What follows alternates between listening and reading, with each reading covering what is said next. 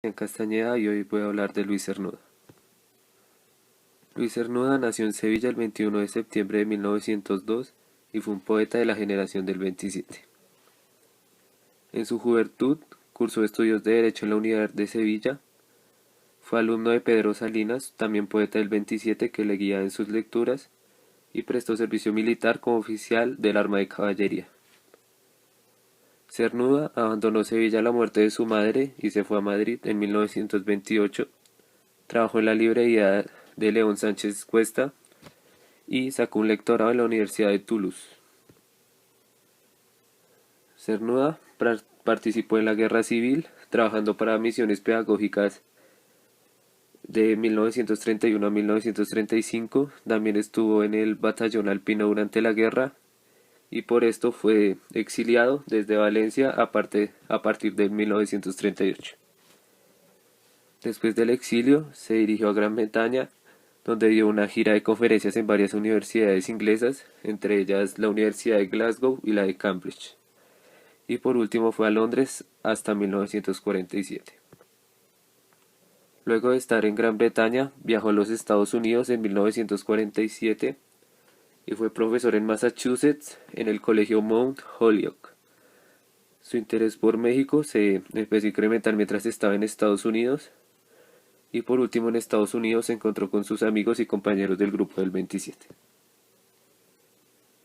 En las últimas etapas de su vida, Cernuda estuvo en México, se instaló en Coyoacán, en Ciudad de México, fue profesor de la Universidad Autónoma de México y también de la de Los Ángeles, y por último murió el 5 de noviembre en la Ciudad de México.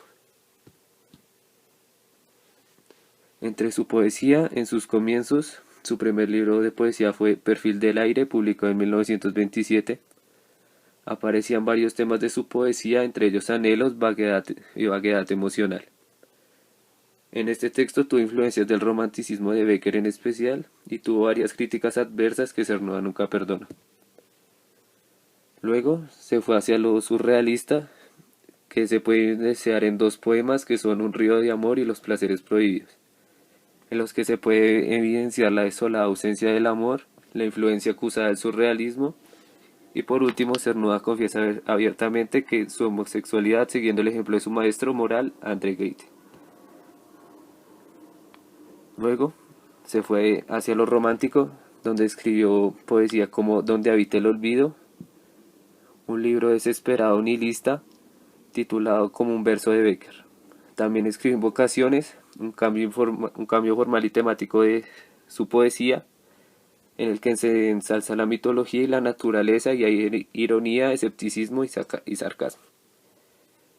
Y también publicó La realidad y el deseo en homenaje del Grupo del 27. También escribió poesía sobre la posguerra, que se puede evidenciar en Las nubes, que son poemas escritos durante la Guerra Civil Española, en los que hay un tono de reflexión ética sobre la tragedia, y se puede evidenciar la profunda crisis religiosa y existencial y anímica del autor. En sus últimos días como poeta, escribió con las obras contadas, que se incluye en la serie de poemas para un cuerpo. Tuvo tendencia a los poemas cortos, con concreción y economía verbales. Como temática estuvo la fugacidad del tiempo. Y por último escribió La desolación de la quimera en tono de despedida.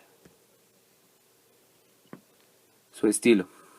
Becker en su estilo desechaba los ritmos marcados por su preferencia hacia la música callada. Tenía preferencia por el poema largo de los románticos ingleses y rechazaba la rima y quería ceñirse al lenguaje hablado y coloquial. Sin embargo, su expresión es una lengua poética, densa en sugerencias. En su primera etapa hay un cultivo de los ritmos tradicionales, pero en su obra predomina el verso libre y el versículo. Los temas principales de su obra fueron el amor como pulsión erótica, claridad de Cernuda al hablar del homosexual, el cuerpo, los cuerpos como objeto amado y compendio del universo, el mundo natural, entre ellos los cielos, los árboles, la naturaleza, entre otros. Y por último, la soledad física y espiritual, lo romántico y lo clásico, la pureza y la amargura, la fe y el escepticismo también aparecen en su poesía. y gracias.